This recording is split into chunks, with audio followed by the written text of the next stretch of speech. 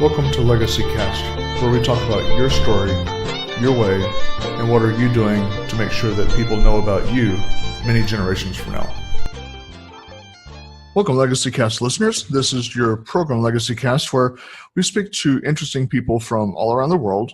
We have a daily program here that talks to people discussing what they're doing in their lives that is making a difference not only in their community around them, but in the lives of those that they come in contact with, and making a lasting mark that's going to be passed on for multiple generations. That's what we do here with the program. And I have with me today a good friend, John Renken, a fellow veteran brother, and he has a very interesting story with what he does with different things within the travel realm.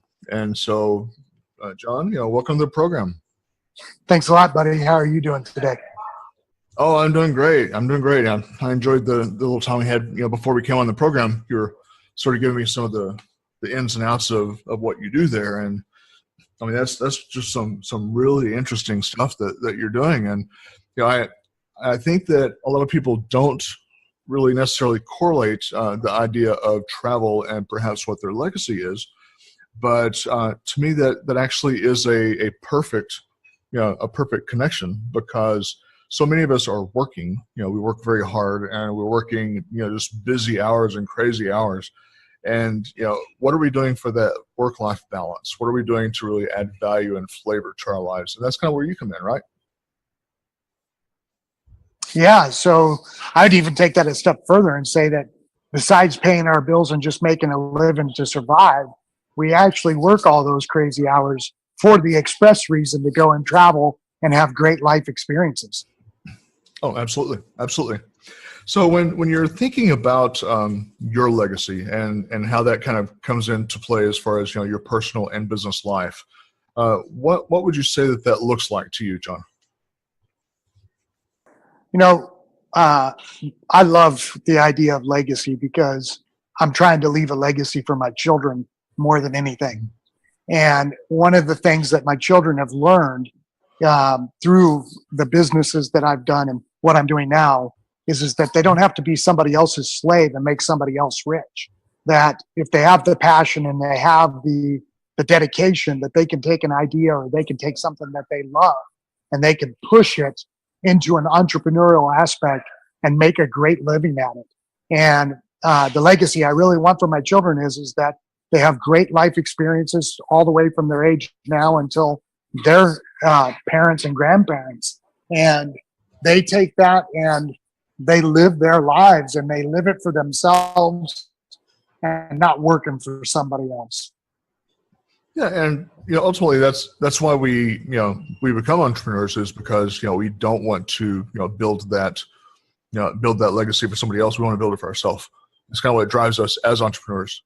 I've found, and so with that kind of thinking in mind, would you feel like it's pretty important for other people, especially those listening today, for them to spend time and energy considering what their legacy is going to look like and how they're going to get there? I think there's no greater question. It's not about just surviving. It's not about just living our lives. If we're not leaving behind something for our children, our grandchildren, then we're really not living a fulfilled life. We've got to think that way, in my opinion, because it's just kind of like, in the military, we learn you never leave a place worse than you found it. I think that applies to life in general. I should leave my children's lives better than mine was. And that's truly legacy, man. That's kind of what I look at when I'm doing stuff. How's it going to affect my children, and how can it improve their life? Sure. And I like how you're putting that, because that ties very much into, especially with what I do in my regular business in finance, is looking at how can you take what you were given to start with, and then how are you able to build on that, and then when you leave it to your children, it's more than you had to begin with, and then they can build on it. And then when they leave it to their children, again, it's greater.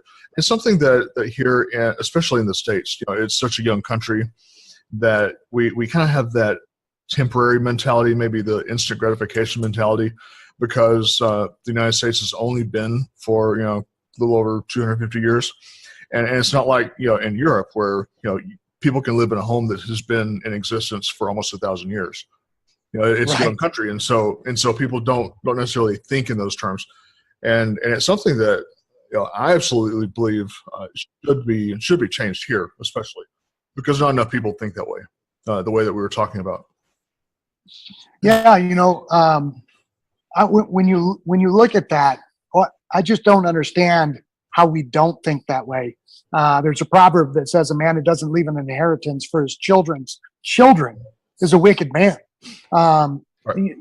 So, and that directly ties into leaving a legacy. It's not just physical, like monetarily, but it's also life lessons. It's also an inheritance of their mindset, an inheritance of taking them from where they're at and helping them grow further and faster than what you did as a kid and then as an adult.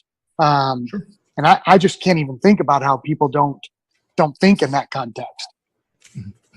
And I appreciate that you first of all I wanted to mention I appreciate you mentioning the Proverbs 13:22. That actually is the mantra of my business. And when I meet with people, that's why I help people the way that I do, is because I want to leave that legacy for them to pass on to their children and their grandchildren. So I appreciate you mentioning that. Great. But in addition, it's so important, especially a lot of people when they're thinking legacy, you kind of touched on it, it's not just a financial thing. It's also what you're teaching your kids. It's what you're doing in the community to make the community better. It's the volunteering that you do, or helping out somebody else that's in need. That's creating a legacy because you're passing that knowledge. And what I'll tell a lot of people, especially when I'm doing some of the seminars, is your legacy really is kind of like your story. It's your story being told your way, the way that you want people to hear about you many, many years from now. And so it's really us getting a chance to have a little taste of immortality, as it were, and we're able to control that by what we're doing today, because that is going to resonate many generations on. Now with your business, how do you correlate your legacy kind of mindset, because it really is a mindset and a lifestyle? How do you correlate that into what you're doing? So there's a couple of ways that I do this, and the first thing is that I've taken my passion for travel and my passion for life experiences, and I've applied it to the way that I'm working with my children. So, for example, instead of buying a bunch of stuff that my kids are going to maybe unpack and use for a couple of weeks on Christmas, I buy them one or two gifts, and then we actually plan a trip together, and we go and we have great life experiences.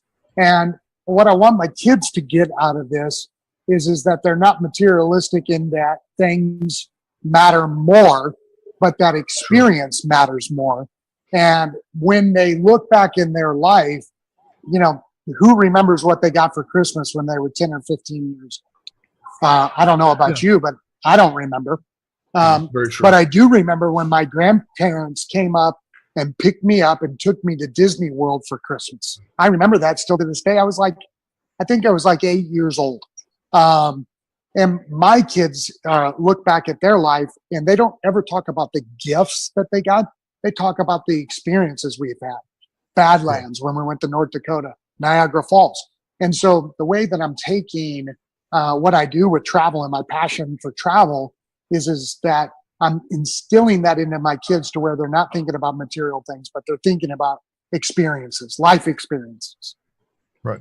That's awesome. And that's really an outstanding way to raise your children, because they're looking at it from an experiential standpoint and not a materialistic standpoint. And that's creating a much larger lesson, really, to be honest, because you're teaching them the experience side of it and what they can do to help other people in turn. Yep. And so that's giving them a good hands-on firsthand lesson that's going to be able to be passed on. Yeah. If you were to be thinking about your business in particular, John, and its future from the CEO standpoint. What would you say maybe a few things are that you really kind of think about a lot, perhaps even keep you up at night if it's that way? Yeah, I think the thing that keeps me up the most is realizing that things are so experiential and that's really what matters. Is I need people to understand that travel doesn't have to be expensive. Having life experiences doesn't have to be expensive. And so when I think about what can I do, I'm thinking more about how can I relay the message to people that they can travel the world and check things off their list, and they don't have to break the bank to do it. You know, I think about that tomorrow's not promised, that especially because I live in a military community, this has been, driven home so many times for me. I've lost great friends in the Iraq and Afghanistan conflict, South, in Africa and these kind of places. And we think that we've got time to do the things that are on our list. But the truth is we don't know if we have that time. And so I'm trying to relay a message to people that I was raised with that I don't agree with, which is, go to school, get a good job, work really hard for 40 years, retire, and then check the things off your list because you deserve it. I want to change that script and change that mentality to, why don't you work for yourself, earn an amazing living, and do what you can do right now? Don't wait, because you don't know if you're going to be here tomorrow. And if we understand that, and we understand that experiences really would drive us more and teach us more, I think that it would change a lot of what we see going on in America. And it would change our family lives. It would change our personal lives. And it for sure will change our business life. Yes, you're absolutely correct. And, we so often see cases, even in our own families, people that will do, as you're saying, they have the career that they do for many years, they retire, and then what do they end up doing? Their health has declined because they're at a certain age. They really don't get out of the house. They spend a lot of time, sitting in that easy chair, doing not very much, and which further, causes their health to decline, and it shaves a lot of years off their life when really they could have built all of those memories, during their better years when they were healthier, when they're younger, and make a lot more to show for it. Yeah. And the reason why most people don't is because they have this assumption that travel is so expensive that, that it would break the bank. I don't have the flexibility to do it right now, whatever the story is, but it all really boils down to money. I tell people all the time that there's only one legitimate excuse that for people not to travel, and it's money. It's never time, right? Because time is a symptom of not having money. So if you're working 60, 70 hours a week, you don't have any time because you don't have any money. That's true. That's true. And so often, the things that we really, really care about the most, those are the things we're going to make the time for. We're going to do whatever we have to make it happen. And so, that really is a paradigm shift that people need to come into. You're touching on, the way that it has been where, we hear from our parents and our teachers and so forth that you get the job, you get the education, you get the job, and then you do that for so many years. That all kind of falls into what I have lovingly dubbed the big lie in my world, because it's kind of like in the finance space that you're supposed to do things a certain way, and you've been told that by people that don't have anything. But if it actually worked, they would have something, and so why are we listening to that kind of a mindset? Don't get me started, bro. Don't get me started. It's the scarcity mindset, and it's so pervasive, and it blows my mind how many people buy into that scarcity mindset instead of the prosperity mindset. And you're in the perfect space to show that scarcity mindset is completely wrong. Yeah, and you can prove it. Yep, absolutely. So I learned this lesson in the Army, and it's stuck with me all the years, that I just don't take advice from people who don't have what I want. So if you're broke and don't have a house, don't have a car, don't have a job, you're not really in a position to advise me in my life. And I look at that for everything. But when you look at guys like Warren Buffett or Manesh Prabhai or some of these other guys that are out there, and you look at the financial education that's being put out in so many different circles, I always ask myself, would Warren Buffett do that? And if the answer is probably not, or if Manesh Prabhai or any of these other guys, I go, yeah, that might not be the smartest course of action. I even had a guy, it's so funny, last night tell me that he gets a 70% ROI on his money. And I go, really? So you mean to tell me that you're getting a return on your investment almost 3 times the amount of Warren Buffett? How much money do you make? I mean, how much are you worth? If you're telling me one of the greatest investors of all time, who's coming in at about 25%, and you're doing almost 3 times what he does, you should be a billionaire. Yeah, that's very true. Very true.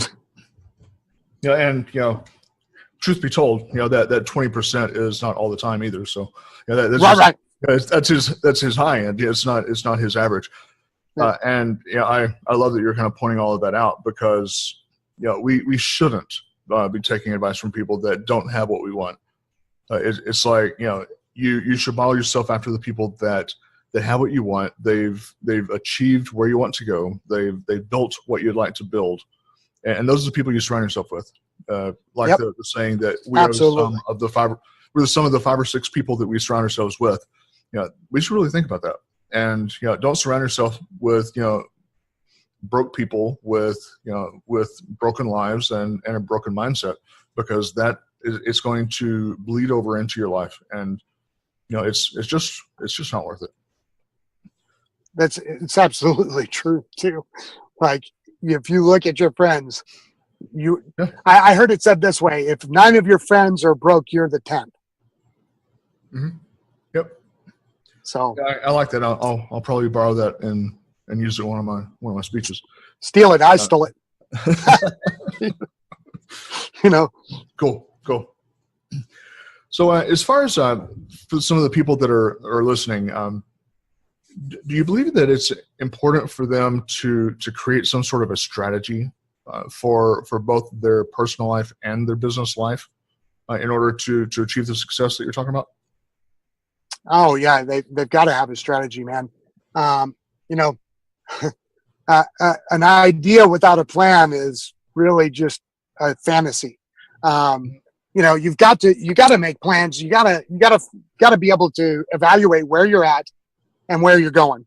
And I tell it this way: if I picked you up right now and said, "Hey, hop in the plane with me," I dropped you off without a destination or where you're going to start from, and said, "Hey, I want you to get to New York City," without a compass, without a map, without talking to anybody. Go. Mm-hmm. Could you get there? And the answer is no, because you don't know where you're at. You gotta have your starting point and your exit point. If you don't have both, then you can't accomplish your goals. There's another piece of wisdom that says, you see the vision, write it down so that you can run with it. And that's really about a plan. If you don't make a plan for your vision, for your dreams, for your hopes, then you're never really going to accomplish them unless you just stumble on them by luck. Yeah, and I like that you're referring to having the plan, because so often I hear of people that especially business owners, they'll start a business, they don't really have a good concrete business plan for themselves. They haven't gone through that whole process, and sometimes it's drudgery, but it is what it is. You need to do it. Don't have even the financial plan put into place of how they're going to execute the business plan, and then wonder why 1, 2, 3 years down the road they're having to liquidate all of their assets because something happened and they weren't prepared for it. And so many people is just like, I don't need a business plan. And it's like, I'm shocked at that. I'm shocked about how many people actually feel that way. Yeah. Well, the problem with the business plan, though, is it seems to be very difficult to get somebody who actually knows how to write one, and then is not going to rob you over writing it for you. Well, that's true. It's I've been an entrepreneur for almost 30 years.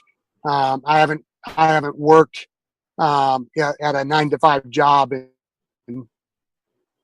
since I left the Army. And I can count on my hand the number of people that I would actually feel confident and comfortable with to write a business plan for me.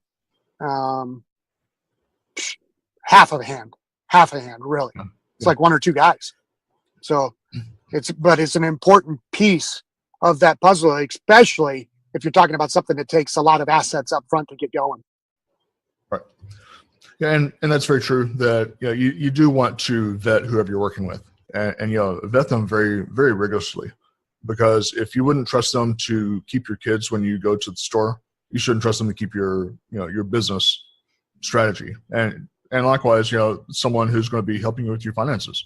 If you don't trust them to watch your children, why would you trust them to watch your money? Yeah. So just be very careful about that. Yep. So what would be some of the specific roadblocks maybe for a new entrepreneur, since you do have, like you were just mentioning, the 30 years of experience? What were some of those roadblocks that you had warned a new entrepreneur to look out for? Yeah, I think the naysayers.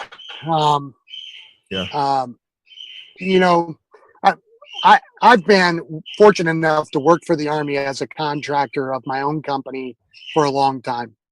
And when I first started fighting professionally back in the 90s, there were members of my family and friends that were like, hey, you need to give up on this because this is never going to make you any money. And I wasn't fighting to make money. I was fighting because it's what I enjoyed. And I just didn't listen to them. And because I didn't listen to them, I ended up just being fortunate enough to work for one of the most elite units in the world. And I have for the last 20 years, and it became a business. And so it doesn't matter what your entrepreneurial endeavor is. I always ask people this: would you do it for free if you weren't getting paid for it? And if they say no, then I say you probably ought not to go into business for that. Yeah. Yeah, and like the saying goes, if you do what you love, then you never work a day in your life. So I think that kind of pairs up with what you're just mentioning, that if it's something that you really love, then you're not going to care about the financial side of it. You're doing it because it's really making someone else better. Yeah, it's fulfilling you on a level beyond. I mean, of course, we have to have money to survive, but I say that because most entrepreneurs don't start out the chute making money. It takes time to build it into where it's bringing you income in such a way that you can support yourself, your family, etc. So I tell people, don't listen to the naysayers, and if you wouldn't do it for free, don't do it. It's good advice. Good advice. So for our listeners, that's one of those, take note on that one, because it's pretty smart. 90% of entrepreneurs don't succeed. They end up failing. So make sure that you can stick it and be able to stick it out, because it's not going to be an easy journey. It's not for everybody. Yep. Entrepreneurship is hard, man. and it kind of goes back to that scarcity mindset you were talking about. There's just so many people that have been trained and brainwashed by the educational system to be somebody else's slave. When they see somebody else reaching for the stars and reaching for more, they want to tear them down. So it's crazy, man. It is. Absolutely. We used to live for the American dream. Yeah.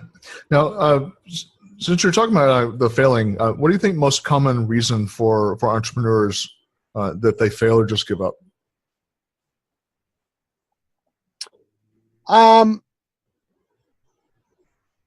I think if I had to say the most common reason is because they don't have the audacity to stick it through. That the dream that they had did not mean enough to take them through the suffering that every entrepreneur has to go through. Okay. And what I mean by that is that the reward at the end of the tunnel wasn't meaningful enough. Money only motivates you so far. Because money can be found in a variety of different ways. So there has to be some sort of deep meaning and driven reason for you to want to do this. it's kind of like what we used to talk about in the Army, right? Leadership and loyalty is what really is going to make guys charge the hill for you. Punishment will never make me give up my life for you. That's true. It's because I love you and I'm loyal to you, and we're going to go take this thing together. We're probably going to die, but I'm going to at least die at your side. Hey, you're going to get an Article 15 and get kicked out of the Army is not enough to make charge a gun nest. It's got to be the same thing in the entrepreneurial aspect. If you're not doing this for some deep-seated reason, for the well-being and the inheritance of my children, so that my wife and I could have the life that we've always dreamed of. It can't just be to get rich, because that won't carry you through the suffering. So it's got to be a deeply meaningful thing to you. Yeah, I completely agree with you on that. So what are some of the supporting resources that the new entrepreneurs that are out there, or even someone that thinking about going into business, what are some of those support and resources that they should look for that's going to position them in a better way so that they might be able to find that success? I think probably, and I read it every year, probably one of the best resources I've ever been given is How to Win Friends and Influence People by Dale Carnegie. It doesn't matter what business you are in, unless that business is completely automated and has no human interaction. If you don't figure out how to remember people's names, to be genuinely interested in people, and to network with people, you're going to fail. All of business is about networking and meeting other people's needs. And I've never read a better book than that, other than probably the Bible. So. Yeah, and that's a good one. Now, as far as veteran entrepreneurs, is there a specific set of resources that you found that maybe is targeted to the veterans, or is it pretty much the same as it would be for a civilian? So I would still make the same recommendation on the book for vets, probably even more so for vets. I mean, of course, we're both in the vet tribe, and I love what Andrew's doing and the way that he helps the veterans. So I would say that they should get into the vet tribe. I've made so many meaningful contacts there and so many opportunities I don't think I would have had, because people, I guess it's just that, like, regardless of what you did in the military, you're still talking about less than 1% of the population of the U.S. And then if you talk about like infantry, special forces, you're talking about even less than that. So you're talking about maybe 1/10 of the population. And so, regardless of what you did in the military, it creates a bond that civilians just simply will never really understand. And like, even if I don't know you, if the minute you tell me and you can, speak my language of being a veteran, I'm far more willing to help you than I would just somebody else, even if I didn't know you. And so I think the Vet Tribe does a great job at that. I would definitely recommend that as a resource. I would still probably recommend How to Win Friends and Influence People first, but the Vet Tribe has just done so much for me. I would recommend it. Yeah, good deal. So since we're both people with both kind of have some of the same value systems, how do you incorporate your values into your business, and how would you advise other people to do that? In a way that's going to really do justice. Yeah. So, when I was fighting professionally, the Japanese nicknamed me the fighting preacher, and people would always ask me, "Are you a Christian fighter?" And I would just be like, "No, I'm a fighter." And they would ask me later on, "Are you a Christian this or a Christian that?" And I go, "No, I'm just this," and I do that for a very specific reason. It's not because I'm trying to separate myself from the label of being a Christian. It's that I'm trying to separate myself from label. My life should reflect my value system. And that goes for anything that I'm doing, period. It doesn't matter if it's traveling, if it's fighting, if it's going to the military base and training soldiers. I try as much as possible. I don't do it perfectly, but I try to represent who I am and be honest to my own value system and have integrity to my own value system. And my hope, St. Francis of Assisi said this. He said, "Preach at all times, and when necessary, use words." And it's just this kind of idea of just living a lifestyle that people look at and can go, yeah, man, that guy's squared away. He's going to do the right thing. And it's not because I necessarily beat you over the head with the Bible or at every opportunity talk about Jesus or, any of those things, because I don't do any of those things. I try to live my life to the best of my ability in accordance with my values. And eventually, if I'm doing those things right, you'll ask me, hey, why is it that when the guys go out getting drunk, you don't go? And I go, well, because I don't believe in that. It's unproductive. It's destructive, whatever the story is, right? Why don't you go do drugs with everybody else? Well, because that's not what I do. That's not inside my value system. And it's, very unproductive. And then I've found that when people ask me for the answers, they're far more likely to receive what I have to say versus if I try to force my answer on you without your permission first, you're probably going to shut me off. And so I've just made that kind of my style of living. So like if you go to my Facebook lives or you look at my posts, you really won't see much about what I believe or my value system, because what I'm trying to do is to represent that through my actions. Sure. And then hopefully people take notice of that and then begin to ask me questions. Yeah. And that's a good perspective on it, because, when we are living our beliefs, then people will, if they don't have that, are going to ask. They're going to want to know, okay, what makes you different? What's giving you the joy and the purpose that you have? You're different than I am, and I want some of that. And that's a much stronger way of doing it than trying to pound it into somebody, because that's not going to achieve anything. Yeah, for sure. So since we're both past the 30-year mark, I'll put it. I'll shoot that. What's something that you wish you had done earlier in your life that you didn't do? Oh my God, man! Do we have another hour? There's so many. Yeah, so I just do a couple of quick things. The first thing is when I was young and in the Army, I was young and not a believer and did a bunch of stuff that I shouldn't have done. And I would have actually done a whole life insurance policy from the age of 18 forward. That had been the first thing I did. The other things I would have done is I would have cut out all the excessive drinking I did in the Army and invested that money in the market. So I was drinking about $400 away a weekend. If I just look back and I go, man, if I'd just taken that and invested it instead, I'd probably be a millionaire by now. So, yeah. And then I think the other thing is that I've learned some really hard lessons about character and evaluating other people's character. And when I go back and I look at my younger years, I could have really saved myself a lot of heartache, both relationally and professionally, if I had just looked at people's character up front. And I don't say that in a judgmental aspect, but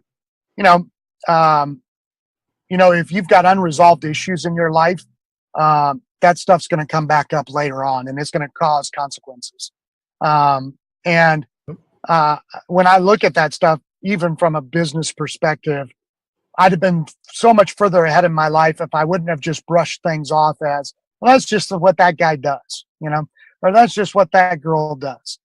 And it's not a big deal. It doesn't affect my opinion of how to live life. But if I'd have looked back on it, it would have made a big difference, I think. Yeah. And, as the teaching, in Scripture mentions, people by their fruits. And so that's kind of the thing that, I've learned, similar to you, that, certain people that you probably should not have hung out with, you'll know people by their fruit. It's, if their fruit is spoiled and rotten, then, the person is too. And we should take that to heart. Trust your gut. Yeah. So what kind of hurdles, since, we're both veterans, and so, we had our transitioning, struggles that we probably both went through. How did you overcome those transitioning hurdles, and, what did you do to overcome it? Well, the first thing is I when I got out, I realized that everything the military had told me about transitioning was full of crap. So I dumped everything the Army told me, and it got really exposed to me right out of the gate. So when I was in the Army, I was kind of a hard charger. I went to airborne school, Ranger school, air assault school, EOB. I was doing all that kind of stuff, right? And everybody told me, man, when you get out, your resume will look so good. People will want to hire you, blah, blah, blah, blah, blah. Your leadership skills that you've learned in the Army, all this stuff, right?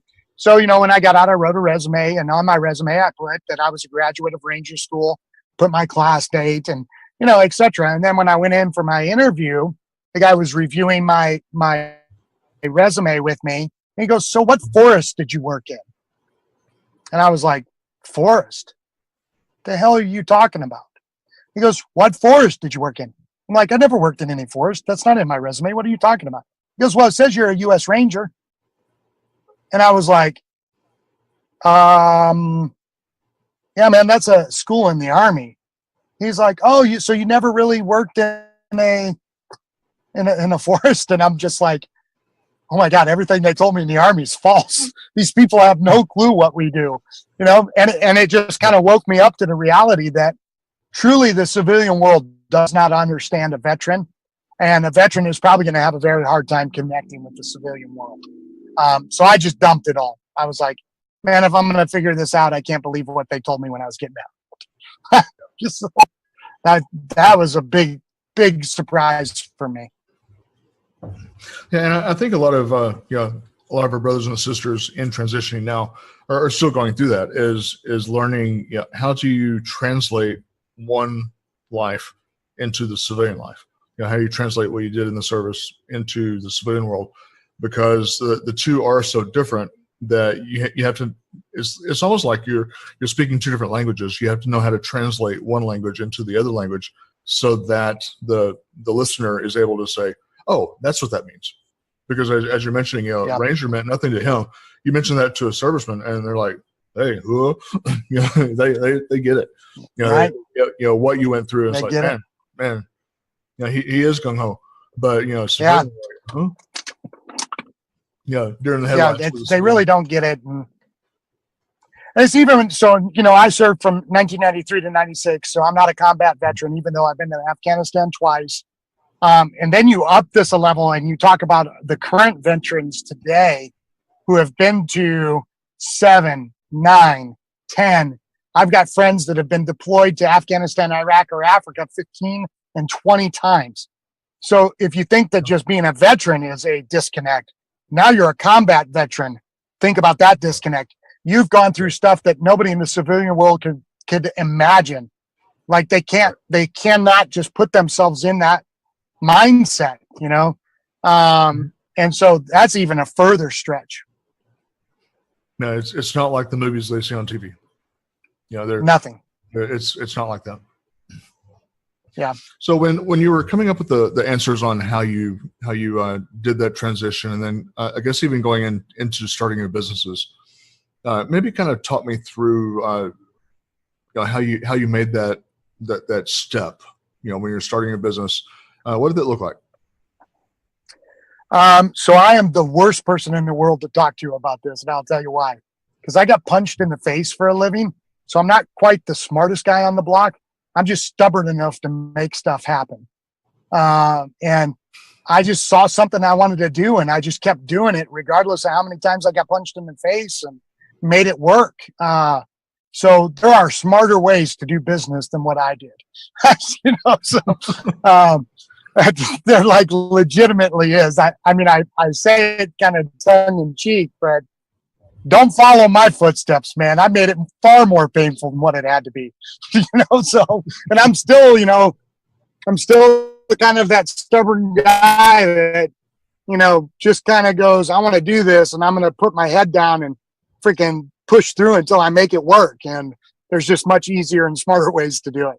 So, like when I got out of the Army, I started professionally fighting because I just wanted to fight. I had no clue that was going to be a business. But I got paid to do it, and I trained myself. I connected with the people that could take me to the next level, and started making money fighting. And then got some internships at some companies as a 1099. And, you know, there was just so many ways that I could have done that better. So, but it was pioneering. Nobody was fighting at the way we see it now. Now, as far as, you know, going from that into what you're currently doing with the travel curation and the travel hacking, let's talk about sort of that for a moment, because, you know, that's a huge shift from, you know, from professional fighting. Yeah, it's a huge shift, and so here's kind of what happened. So I've been contracted with the military for almost the last 20 years, training them how to fight. So I still get punched in the face in the morning on occasion, even as an old guy. And my body is kind of starting to break down, you know, because I've been doing it for 20 years. I've been fighting for over 20 years. And I just knew that I needed an exit strategy because I can't do this forever. And so as I looked at it, I looked at what made me successful with this. And it was really because it's my passion and my love. So I was like, okay, so what do I love to do? What do I, you know, what are the things that I enjoy that I can monetize? And the Army, incidentally, caused me to begin to move in this direction. So in 2016, they told me that, hey, we've had a shift in mission, and we're going to need you to start traveling more, probably, you know, 12 times a year or so. And I was like, oh, okay, all right. So my only overhead when I do this for the Army is my actual travel. So if I can decrease the cost of my travel, that means more money in my pocket and everybody's happy. So it started me on a journey of learning how to get travel more affordably. And as I traveled more, and I had traveled a lot as a fighter, I had fought in Japan 3 times, Argentina, Venezuela, you know, I was all over the world. I realized, man, I would really love to travel a lot more.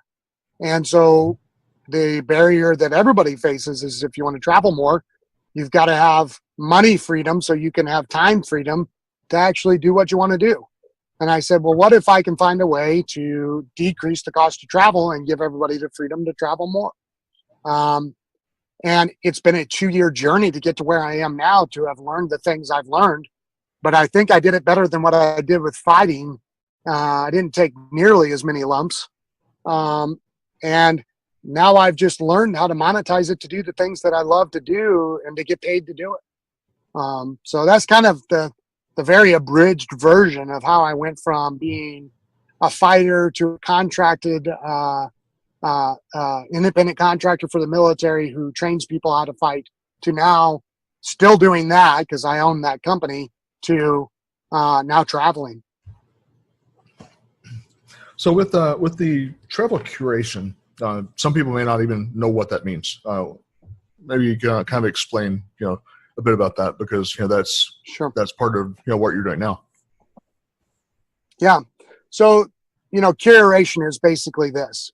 I field questions from people that I generate, and I go, if I were to put together a military experience for 3 days with barracks, machine guns, and explosives, and high-speed car chases and demolition, would you be interested?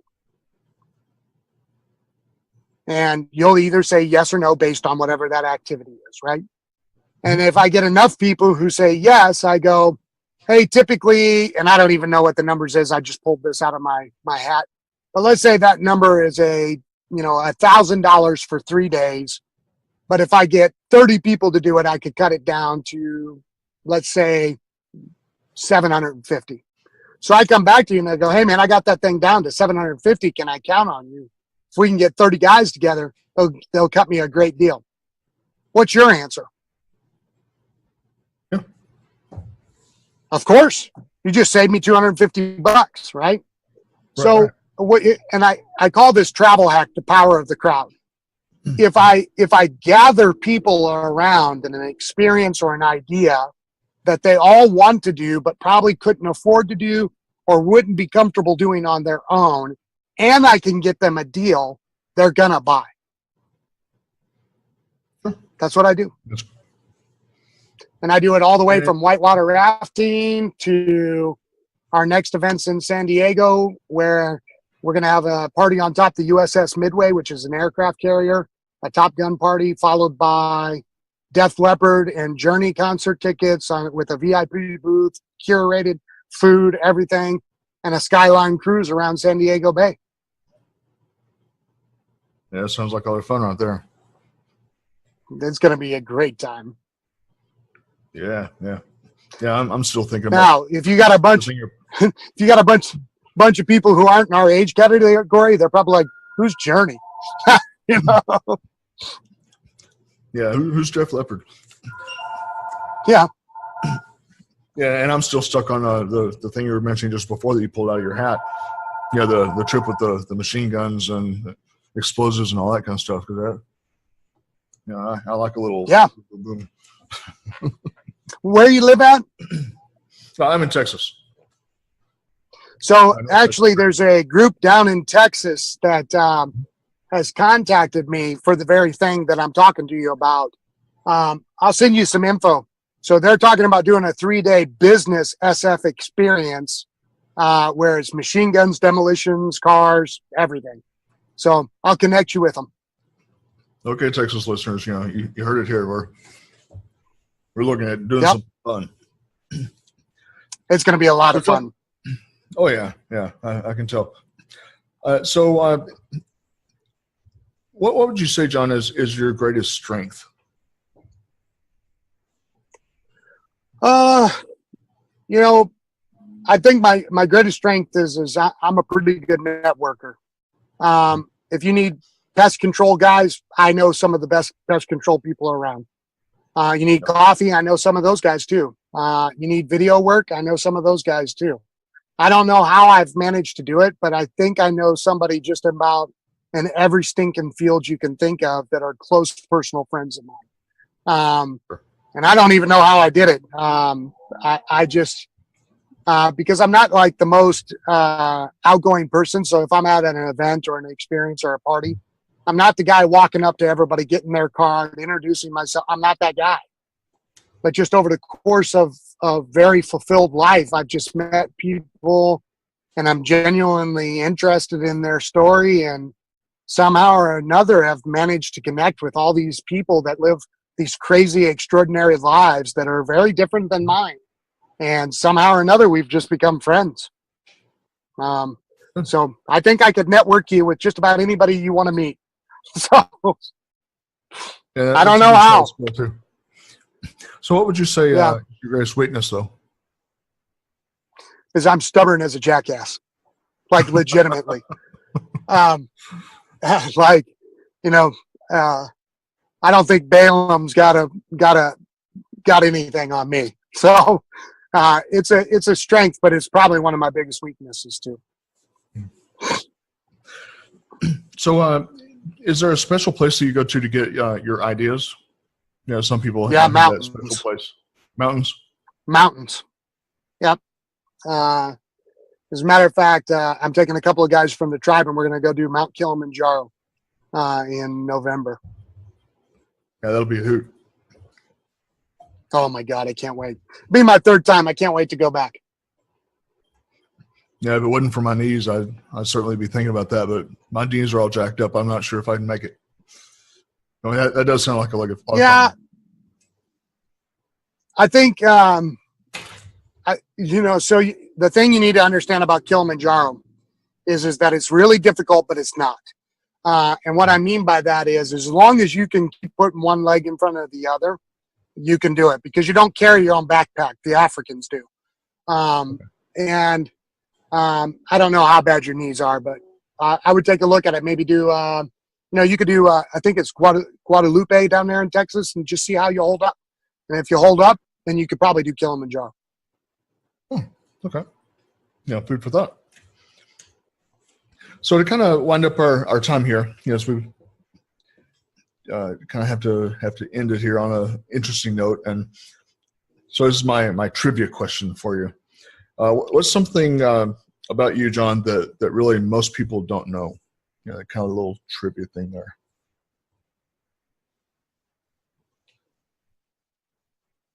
The thing that most people don't know.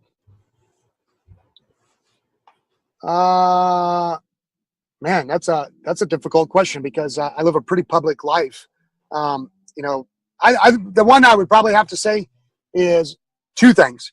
Most people don't know that regardless of what kind of deal you got with travel, I can beat it, and I promise.